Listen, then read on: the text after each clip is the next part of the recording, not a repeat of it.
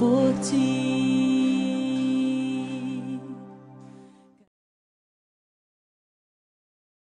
Quais são as suas últimas palavras?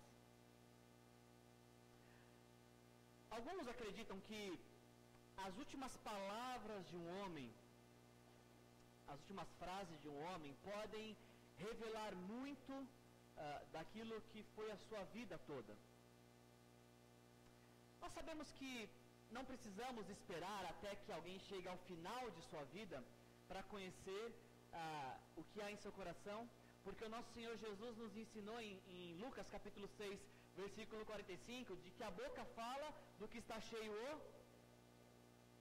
a boca fala do que está cheio o coração, nos ensina o nosso Senhor Jesus. Então, por um lado, nós não precisamos esperar até os últimos dias de vida de alguém para ouvir suas palavras e imaginar como é que foi a sua vida, ou onde estava o seu verdadeiro tesouro. Por um lado, isso é fato. Então, qualquer pessoa que você se aproximar, em meia horinha de conversa, você já sabe como aquela pessoa é, porque a boca fala do que o coração está cheio. Mas também é verdade que nas últimas horas de vida, seguindo por este raciocínio, alguém só pode falar do que seu coração estiver cheio, alguém só pode falar daquilo que seu coração estiver totalmente preenchido, de tudo como foi a sua existência. Somente isso alguém falará nos seus últimos dias de vida. Se porventura fosse o seu último dia de vida hoje, não sabemos, pode ser. Viva todos os dias como se todos os dias fosse o último. Uma hora você vai acertar isso é fato. Mas se hoje fosse o último dia de vida seu, quais seriam as suas últimas palavras? Se nós seguimos por esse raciocínio que nós estamos falando, suas últimas palavras com certeza seriam aquelas que estivessem ocupando agora o principal lugar no seu coração. Aí você então falaria. Só que quando nós olhamos para a vida de Jesus e tomamos por base o que nós estamos falando, olhando as últimas frases de Jesus, do que estava cheio o coração de Jesus? Se fôssemos avaliar a vida inteira de Jesus por suas últimas palavras, nós diríamos que o coração de Jesus era cheio do quê? Eu não sei dizer com uma exatidão a ordem das últimas frases de Jesus. Não sei pontuar para vocês a ordem, qual foram a ordem das últimas frases de Jesus. Mas essas foram as últimas frases ditas pelo nosso Senhor Jesus, logo após a sua crucificação, no dia 15, aproximadamente dia 15 de abril de 30, entre meio-dia e 3 da tarde. Nas suas últimas horas de vida, Jesus disse: Pai, perdoa-lhes porque não sabem o que fazem. Em verdade te digo que hoje estarás comigo no paraíso, fazendo menção a um dos ladrões que estavam ao seu lado na cruz, mensagem da semana que vem. Mulher, eis aí o teu filho, uma frase dita para Maria em relação a João, seu discípulo. Deus meu, por que me desamparaste? Tenho sede, está consumado. E a última frase, então, em vida de Jesus: Pai, nas tuas mãos entrego o meu espírito. Essas foram as últimas frases de Jesus. E olhando para essas frases, pensamos do que estava cheio o coração de Jesus ao expressar essas últimas palavras. Não teríamos tempo, óbvio, para tratar destes tesouros e dessas riquezas. Eu quero destacar para vocês apenas a primeira frase: Pai, perdoa-lhes porque eles não sabem o que fazem. Essa é a primeira frase que eu quero tratar com vocês. Porque na semana passada nós vimos o quanto Jesus foi injustiçado. Injustiçado por Pilatos, que mesmo depois de ter chegado à conclusão de que ele não tinha culpa alguma, ainda assim manda açoitar, ainda assim manda crucificar. Vimos o quanto Jesus foi injustiçado pelos sacerdotes, aqueles que conheciam a palavra, que o estavam entregando por inveja. Vimos na semana passada o quanto Jesus foi injustiçado pela multidão, a multidão que ele alimentou, a multidão que ele curou, que falou: crucificam.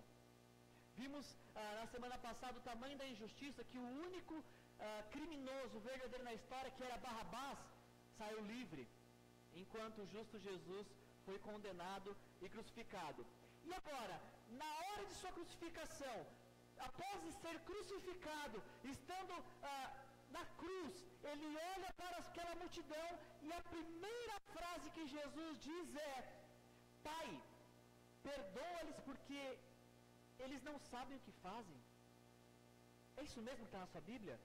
Jesus diz: Pai, perdoa-lhes porque eles não sabem o que fazem. Na hora de sua crucificação, na hora de sua condenação, diante dos seus ofensores, Jesus fala, a primeira frase que lhe vem à mente e que sai de sua boca é: Pai, perdoa-lhes porque eles não sabem o que fazem. Para mim, é motivo de grande admiração e ao mesmo tempo de espanto pensar que alguém que foi injustiçado, a primeira frase que sai de sua boca é justamente interceder a Deus pelos seus ofensores. Eu fico admirado e ao mesmo tempo espantado de pensar que alguém que foi ofendido, alguém que foi condenado justamente, a primeira frase que sai de sua boca, porque talvez era aquilo que estava cheio em seu coração, é clamar a Deus por perdão aos seus ofensores. Tentei me colocar no lugar de Jesus que é impossível, mas eu tentei imaginar essa cena, sendo injustiçado e condenado injustamente.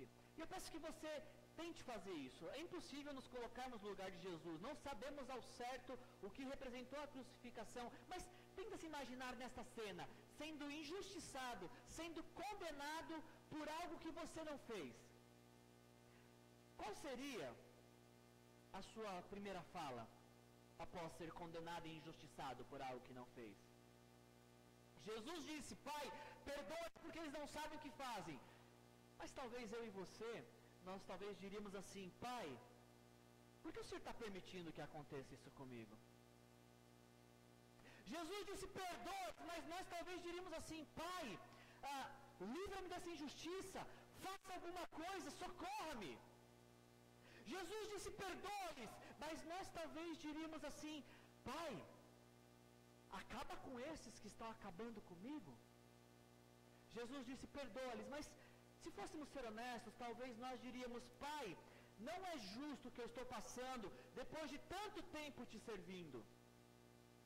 Jesus disse: perdoa-lhes, mas nós talvez diríamos: Pai, eu não me sinto nada amado neste momento pelo que estou passando. Talvez diríamos essas frases ou frases parecidas com essas, e até seria compreensível dentro da nossa natureza humana. Mas o ser humano Jesus, o melhor homem que já existiu, diante dos seus ofensores, a frase que sai de sua boca é: perdoa-lhes, porque eles não sabem o que fazem. Para tentar entender melhor essa frase de Jesus, eu preciso dividir ela em duas partes. Perdoa-lhes e eles não sabem o que fazem. Perdoa-lhes e eles não sabem o que fazem. Eu preciso dividir para que a gente possa tentar entender o que Jesus está ensinando aqui. Primeiro, falando sobre perdoa-lhes. Vamos primeiro pensar nessa parte aqui do perdoa-lhes. Quando a gente fala dessa primeira parte de perdão, para que exista perdão, creio eu, é necessário que antes exista uma ofensa. Porque não faz sentido nenhum perdão sem ofensa. Onde não existe ofensa, não tenho que perdoar, penso eu. Quando nós falamos de ofensa, nós estamos falando de um ringue, onde nós temos o ofensor e o ofendido. Quando nós falamos de ofensa, nós estamos falando de um ringue que tem, de um lado, um ofensor e do outro lado, um ofendido. Existe um ringue chamado ofensa, onde existe um ofensor e um ofendido. O ofensor, ele contrai uma dívida e o ofendido contrai um crédito. O grande problema é que, na maioria das vezes, na vasta maioria das vezes, o ofensor contrai uma dívida que é impagável. E o ofendido contrai um crédito que é insaciável. Quando nós ofendemos, às vezes nós causamos um dano irreparável em pessoas. Você pode se justificar, você pode se desculpar, você pode tentar fazer algo para recompensar, mas o fato é que você causou um dano com a sua ofensa. Um dano foi causado, e muitas vezes esse dano é irreparável, porque a ofensa está estabelecida, porque a marca da dor foi criada pela ofensa. Existe um ditado chinês que diz que há 3 coisas que nunca voltam atrás: a flecha lançada, a palavra pronunciada e a oportunidade perdida. Seja por palavras, ações ou omissões, algumas ofensas são irreparáveis por conta do dano causado. Algumas pessoas ficam profundamente marcadas com ofensas e acabam recebendo um crédito insaciável, e o ofensor fica com uma dívida impagável. Alguma vez já aconteceu isso com você? Alguma vez você já foi ofendido de tamanho que ficou uma marca profunda na sua vida? Alguma vez você já foi ofendido de uma forma que você não consegue esquecer essa ofensa? Existe alguém que esteja te ofendendo ou que te ofendeu ao ponto de marcar a sua vida profundamente? Essa é a consequência da ofensa. Lembranças de um dano irreparável. Por outro lado, quando nós somos ofendidos, às vezes a nossa boca fica seca. Não sei de vocês, mas a minha, dependendo da ofensa, a boca fica seca, com uma sede de justiça. Dizemos que é sede de justiça, mas se fôssemos ser sinceros, eu acho que chamaríamos de sede de vingança. Quando ofendidos, a bem da verdade é que o nosso sentimento é que os nossos ofensores paguem por tudo que fizeram para nós, que sintam a mesma dor, na mesma intensidade, para que eles saibam o que nós estamos sentindo, e que eles paguem com juros e correção monetária. É aquele nesse ambiente que nasce, por exemplo, ele não tinha o direito de fazer isso, ela não tinha o direito de falar isso, eu não acredito que você foi capaz de fazer isso. Se fôssemos ser bem sinceros, a grande verdade é que quando somos ofendidos, nós esperamos do profundo da nossa alma que quem nos ofendeu sinta a dor que estamos sentindo profundamente. Já aconteceu isso com você alguma vez? De você ser ofendido e desejar que aquele que te ofendeu, aquela que te ofendeu, sentisse exatamente o que você está sentindo? Essa é a consequência de ser ofendido. Um crédito insaciável. Nesse ringue aqui chamado ofensa, de um lado nós temos um ofensor, e do outro lado nós temos um ofendido. E a grande pergunta que surge na plateia é: quem ganha essa luta? Quem é que ganha essa batalha? Quem é que vence? Quem é o mais forte? O ofensor ou o ofendido? No texto que nós lemos nessa noite, de Lucas 23, nós fomos colocados diante de um ringue, de uma ofensa que foi armada. De um lado existe um justo ofendido, chamado Jesus, sendo condenado injustamente por pessoas, por seus ofensores, que o estavam condenando sem motivo algum. E neste ringue, chamado ofensa, Jesus diz: Pai, perdoa-lhes, porque eles não sabem o que fazem. A pergunta é: perdoa-lhes quem? Quem não sabe o que faz? Perdoa-lhes porque eles não sabem o que fazem. Quem é que não sabe o que faz? Perdoa-lhes quem? Quem não sabe o que faz, Jesus está dizendo. Quem não sabe o que faz? eu diria, Pilatos não sabe o que estava fazendo, porque não teve a capacidade e humildade de reconhecer o grande e verdadeiro rei. Quem não sabe o que faz? Lendo o texto, parece-me que os sacerdotes não sabem o que faz, porque toda uma escritura promete um Messias, e quando esse Messias chega, eles não reconhecem. Quem não sabe o que faz? Aparentemente, a multidão que foi alimentada, foi curada, foi liberta, no domingo do dia 10 de abril, recebem Jesus aos gritos de Hosana, mas na sexta-feira diz crucifica. Essa multidão não me parece saber o que faz. Quem não sabe o que faz? Eu acho que eu não sei o que eu faço. Eu acho que você não sabe o que faz também, quando não compreende o que Jesus está ensinando nesta cena sobre perdão. De fato, a Bíblia ensina que toda ofensa merece, por direito, uma retratação. Toda ofensa é passível de retratação. E quando eu leio a Bíblia, até mesmo, principalmente os primeiros livros do Antigo Testamento, parece-me que, de fato, o ofensor contrai uma dívida. E o ofendido, de fato, contrai um crédito. Só que, para que nós pudéssemos concluir nessa noite essa mensagem, nós temos que resolver essa questão. Na guerra, na luta entre ofensor e ofendido, quem é o mais forte? Quem é que vence essa luta? Durante toda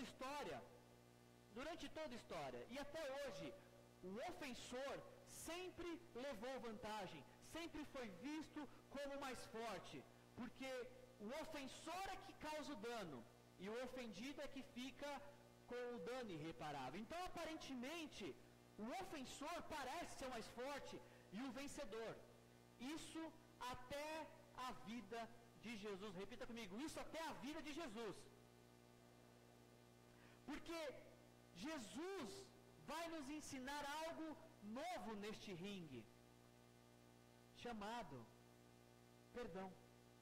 Desse ringue de ofensa, de ofensores e ofendidos, Jesus vai nos ensinar algo que concede vitória, chamado perdão.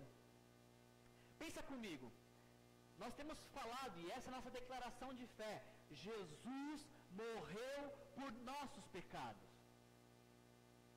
Se realmente cremos nisso, que Jesus morreu por nossos pecados, estamos assinando, declarando, atestando que nós somos os verdadeiros ofensores de Deus. Se foram nossos pecados que mataram o Filho de Deus, então nós somos aqueles que ofenderam a Deus, que levaram Jesus a ser crucificado, que levaram Deus a ter um dano irreparável, a morte do seu Filho. E por direito, Deus que foi ofendido, teria o direito de ser ressarcido, de ser restituído desta ofensa. Os nossos pecados foram ofensas impagáveis contra a santidade de Deus. E esse Deus ofendido, que tem um crédito a receber por justiça, o que ele faz? Ele perdoa. Ele perdoa. Ele ensina que mesmo sendo ofendido, ele perdoa. Deus decidiu nos perdoar, mesmo que esse perdão causasse o dano, o prejuízo de perder o seu único filho, um dano irreparável. Mas Deus assume esse dano irreparável para que nós não nos perdêssemos. Deus quita a dívida que não era dele para não nos perder. Em seus últimos minutos de vida, Jesus diz: Pai, perdoa-lhes porque eles não sabem o que fazem. Mas anteriormente, na oração conhecida como oração do Pai Nosso, Jesus diz: Pai nosso que estais nos céus, santificado seja o teu nome, venha o teu reino, seja feita a tua vontade, assim na terra como no céu. Dá-nos o pão de cada dia e perdoa as nossas, assim como perdoamos nossos. Nos últimos dias de vida, Jesus diz: Pai, perdoa-lhes, porque eles não sabem o que faz. Na morte, Jesus declara: Pai, perdoa-lhes. Mas em vida, Jesus já tinha nos ensinado a orar, que devemos perdoar, da mesma proporção em que somos perdoados. Parece que esse é um ensinamento que corre por todas as Escrituras. Se você abrir sua Bíblia em Atos capítulo 7, você vai ver também que um simples entregador de cesta básica na primeira igreja, na igreja primitiva, Estevão, também é condenado injustamente. E no ato do seu apedrejamento, às vésperas de morrer, Estevão fala em Atos 7, Deus, não impute sobre eles este pecado. O apóstolo Paulo vai nos ensinar em 2 Coríntios em Colossenses 3,13, perdoem-se uns aos outros, como Deus os perdoou. O apóstolo Paulo vai nos ensinar em Romanos capítulo 12, versículos 17 a 21, não retribuam a ninguém mal por mal. Se teu inimigo tiver fome, dê-lhe de comer. Se tiver sede, dê-lhe de beber, porque fazendo isso você amontoará brasas vivas em sua cabeça. E o grande ensinamento do apóstolo Paulo sobre perdão: não te deixe vencer pelo mal, mas vença o mal com o bem. No combate entre ofensor e o ofendido, a cruz vai nos ensinar que o mais forte e o vencedor sempre será determinado pelo ofendido. Quem é que ganha essa batalha? É o ofendido que vai dizer. Quando você é ofendido, quem é que ganha as batalhas na sua vida? Você, como ofendido, que vai dizer. Porque se o ofendido decide não perdoar, ele fica aprisionado, ele vira prisioneiro do ódio, prisioneiro do rancor, prisioneiro da mágoa. Se torna um verdadeiro perdedor. Agora, quando o ofendido perdoa ao seu ofensor, ele está dizendo: eu assumo o dano para não te perder. Perdão, acho que a gente poderia definir isso: assumir o dano para não perder. Foi o que Deus fez conosco. Deus assume o dano irreparável para não nos perder. E sabe que quando você faz isso por alguém, quando você perdoa alguém que não merece ser perdoado, como o apóstolo Paulo diz, brasas vivas são amontoadas sobre a cabeça dessa pessoa que fica pensando: por que ele me perdoou? Por que ela me perdoou? Não merecia. O ofensor fica constrangido por saber que não merece ser perdoado, mas está recebendo perdão. E talvez por compreender isso é que o apóstolo Paulo vai falar em 2 Coríntios capítulo 5, versículo 14, o amor de Cristo nos constrange, porque temos convicção de que um morreu, logo todos morreram. O apóstolo Paulo, como ofensor, olha para Deus ofendido e fala: como é que esse Deus pôde me perdoar?